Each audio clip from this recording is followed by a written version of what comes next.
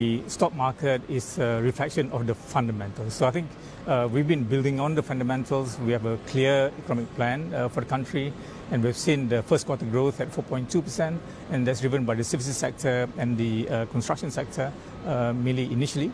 But there's a lot of things going on that's growing the domestic economy, which will then eventually result in better performance by the corporates, better earnings, and better dividend payments, and that's therefore being reflected in the optimism on the stock market. And do you think it was just a matter of letting the noise die down from the externalities and uncertainties, and for people to go, you know what, regardless of where the smoke clears, there's actually some pretty decent and solid fundamental growth that's happening for markets here? Well, indeed. We talk about external factors.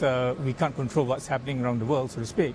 But what we can control is work on the ground, build the fundamentals, the platform for us to continue to grow.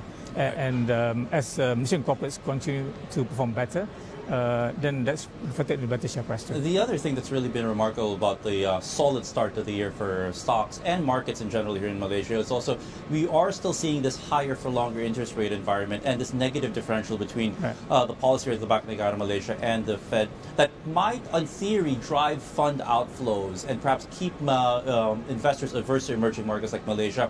Is that the case? Has it affected investment flows into Malaysian capital markets and affected perhaps the IPO pipeline for the Bursa Malaysia as well? Well, we've seen a portfolio of funds flow coming into the market in January and February as the market rise. Regardless of the higher rate environment. Regardless of the higher rate environment. And as the market increased, they took some profit in the month of March and April. And since May, they've come back again to the tune of 2.4 billion ringgit this month alone. So I guess they operate around the region where they see opportunity will come in and benefit from it.